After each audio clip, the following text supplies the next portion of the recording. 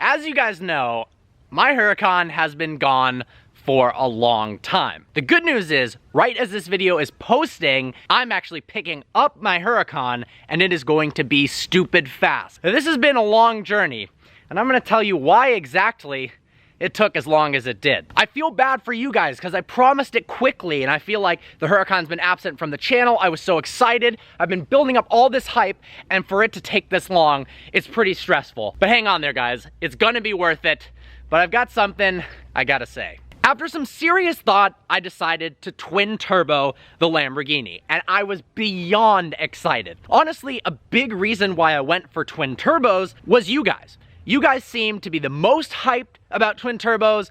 I know that sound, it's ridiculous, and all the kids, you hear twin turbo Lamborghini, especially running it without a bumper, it just has that extra spark to it. It wasn't about cost. The twin turbo setup was actually significantly more than the supercharger, and I also, unfortunately, because of the way the twin turbos are, I had to scrap the brand new, really expensive exhaust that I put on the Huracan, which sounded so good, so I was a little bummed about that. Furthermore, I felt so bad because I just developed this fantastic relationship with VF Engineering. They're such good guys. The tune, I was so stoked on the tune, but you know what? I told them, look, it's nothing personal. If it was up to me, my personal preferences, I probably would have just gone with the supercharger because of drivability. It's more reliable in general. If I rip it through the canyons, the power delivery is there at all times, so on and so forth. But I wanted to do it for you guys. I wanted it to be super hype. I wanted to do twin turbos, and then building on that, I could have even made it even crazier than it was already going to be. So on July 18th, I dropped my car off at Dime Racing. That's when I did that twin turbo drive. I actually drove the car, but I wasn't allowed to put it on camera for insurance reasons. I guess the owner didn't want to show me driving it. It was a wicked experience. The car actually did have a problem during the drive, funny enough. Serious transmission damage when the lead engineer was driving it.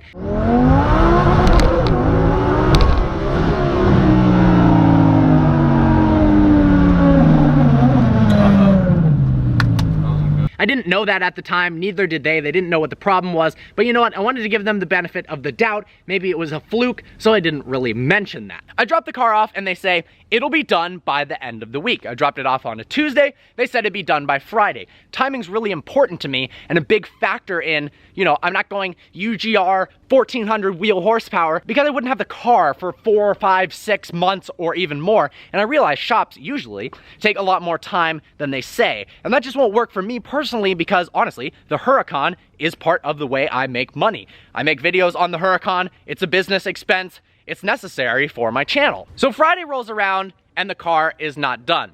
They say, hey, it'll be done Monday. That's not a big deal for me, honestly. Less than a week. That's an awesome turnaround time. Well, Monday then rolls around and they go, well, Steve, the lead mechanic, the lead engineer, really smart guy, he is leaving for a week on vacation, but it's not an issue because they will work on it while he's gone. And then the following Monday, and that's July 31st, he will be there to tune the car, do a final drive, do some data logging, make sure it's completely set up for when I take delivery of it. Makes sense, right? So I wait a week. Then July 31st arrives. I send a message to Steve.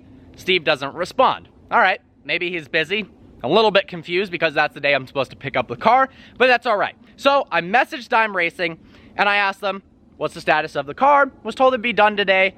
Just want to make sure if I pick it up, if that's all good, because it's really far away and I've got to secure a ride because obviously can't drive there and then drive the Huracan back. I'll have another vehicle.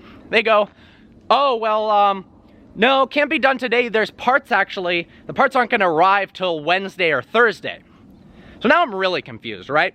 One, what parts are arriving? Then they explained that it was a supplier's issue. Then they explained it was a supplier's issue, which caught me off guard because on camera they said that they make all the parts themselves. So they were blaming a vendor and it was kind of like off-putting when they told me they make everything. And also really confusing when they said the car would be done that first week in 4 days. How could that be possible if the parts weren't even gonna arrive for 2.5 weeks? Obviously, they know what their supply of parts is like, so that I wasn't that cool with. They also said on camera that it's only gonna take 10 hours to install the kit, 20 minutes to tune, so probably, they told me that it would be done that Friday. At this point, honestly, I'm getting a little bit nervous. Monterey Car Week was coming up, well, still is coming up, and I absolutely need the car to participate in some events that I've signed up for. Now, this is just my honest review of the experience. The twin turbo kit, it's super, super fast. It sounds epic, but there's more to twin turboing your car than just the hardware. There's also software involved, and there's also how you're treated, the customer experience. And that's really a pretty important thing when you're spending more than $30,000 on a twin turbo kit. That's not even the best part. Check out the communication, the ability that I had to communicate with the company. Right here, look at these text chains. This is just hilarious. I haven't had that much trouble trying to get a hold of someone ever. Not even a super cute girl who totally wasn't interested in me, who wanted to block my number. I would have had an easier time getting a hold of them than this person who has my $250,000 car. I've put a serious deposit down already, and I was told the car was going to be done a long time ago. A little bit sketchy, to be honest, to not respond to like 5 text messages in a row. Are you serious, dude? But it's not only the communication between Steve and I, it's also the communication between Steve and the company itself. So it turns out it's not going to be done Friday after the parts arrive Wednesday, Thursday. Of course it's not. At this point, I have no idea when it's going to be done,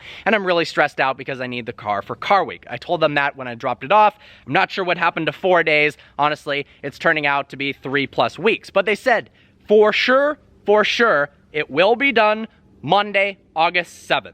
All right, so I messaged Steve, doesn't respond again. Of course he doesn't respond. So I get in contact with this guy, Rod. He runs the race team, actually a super cool dude, but he wasn't aware at all of the situation. So I'm not sure why they gave me his contact info, because I go, hey dude, this is Parker, just making sure we're still on track for Monday. I've got to organize a ride. Been told multiple times, for sure, it will be due Monday. Just checking in to see if that's the case. Well, I'm not sure what that has to do with my Huracan whatsoever, although I do love Metallica. I should have just responded, well, I'm currently taking a dump. What are you doing? But he didn't give me any sort of information on whether my car was going to be done, even though I was promised it would be due that day. Turns out, after I met Rod at the shop, he was a really cool guy. The response, though, was a little odd. Whatever. Monday rolls around, I shoot Steve a text. Doesn't respond. Ugh. Classic at this point. So I messaged Rod. I said, hey, what's up, man? Just checking in to see if we're all good for Monday. He goes, Steve will call you right now. We'll figure things out, blah, blah, blah. Steve doesn't call. Didn't expect him to call, whatever. So I call him, leave a voicemail. He doesn't pick up. Then finally Steve calls me back and he goes, oh, hey, what's up, buddy? And I'm like, oh, hey, what's up, dude? This is the day I'm supposed to pick up my car. Just wondering if that's still the case. And he goes, oh, we're still waiting on some parts. Let me give you a call back at 1 with an update, and we'll see from there. Okay, I'll wait till he gives me a call back at 1. 1 p.m. rolls around, no call from Steve. All right, 2 p.m. comes around, no call from Steve. 2:45, I send him a call, leave a voicemail, doesn't respond to my voicemail. So somewhere between 4 p.m., 5, I don't remember, I tell James, hey, dude, we are showing up to the shop. Fuck this, I'm picking up my car. So without calling them, telling them we are coming, we just drove an hour and a half all the way to Dime Racing. When we get there, we pull up outside, and I can see somebody's peering through the gate. They had the gate closed, which is odd because they didn't normally have that when I was there before. Someone's peering through the gate going, oh, what the heck, why is Parker here? So, knowing that, go through the front door and walk into the back of the shop to find my car sitting there with just the bumper taken off. Yet it was supposed to be done today. I'm really confused, especially because they told me and all of you guys on camera that taking the bumper off only takes about 45 minutes. So I don't know how you stretch out 45 minutes over 3 weeks, but I guess that's the Dime Racing way. Rod introduces himself to me and he goes, hey, Steve is on his way back with your exhaust if you want to talk to him on the phone. And I'm like, what are you talking about, dude? You told me the exhaust was gonna be there on Wednesday. It's now the next Monday. And Steve had told me he's just going to pick up some coated parts. I thought that was some final, just little finishing touches on the vehicle. So I talked to Steve and he goes, hey man, yeah, sorry about that. The car will be done tomorrow. I'm 2 hours away. It's not really worth waiting. So just come back tomorrow. Well, I said, fuck this. Honestly, I've been lied to. There's no way it's gonna be done tomorrow, especially if he's just showing up with the exhaust. Who knows if that's even going to be the case? And I go, I want my deposit back. and I'm gonna take the car right now. So Steve tries to talk me out of it. Rod was pretty nice about it, and he goes, all right, I'll give you your deposit back. You can take the car. However, Steve needs to sign the check. Steve on the phone says, all right, well, you should come back tomorrow so I can sign the check because I'm 2 hours away. And I told him, nope, that's fine. I'm just gonna wait because you're gonna show up to the shop. I'd rather wait, just get this done with. Well, 20 minutes later, Steve shows up to the shop. So I don't know how he's 2 hours away. He clearly wasn't. He was just trying to convince me to leave. Not sure what the reasoning behind that was. But once again, it's these weird little twisted lies that it doesn't make any sense. I've got a $250,000 car there. I've paid to install a twin turbo kit. Why are you lying to me about the weirdest things? Honestly, I understand that shops go through delays. You gotta tell somebody if it's gonna take 40 days to do the kit, then tell them it's gonna take 60. And when you do it in 45, the customer is gonna be absolutely stoked.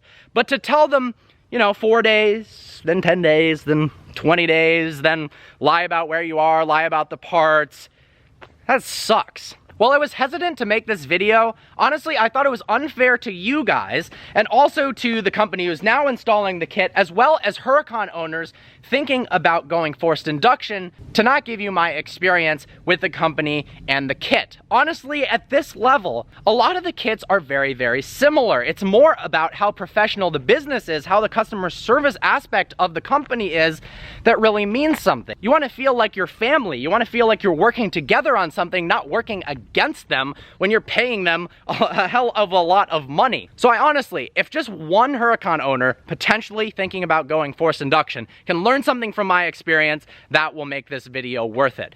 The good news is, I have serious faith in the shop that I took the car to. The car is going to be done today that I'm posting this video. I'm picking it up. I'm so excited and I cannot wait to reveal it to you guys. And on that day or the day after, I'm going to be racing Damon and I'm going to destroy Damon. At the end, Dime Racing basically offered me the kit completely for free. They're like, we'll do it for free. If you don't like it, you can take the kit off.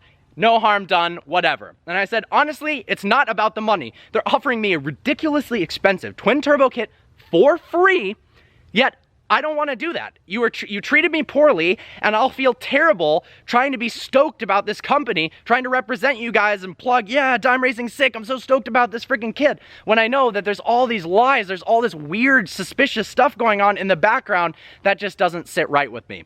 Honestly, I wouldn't pay more than a dime for that turbo kit.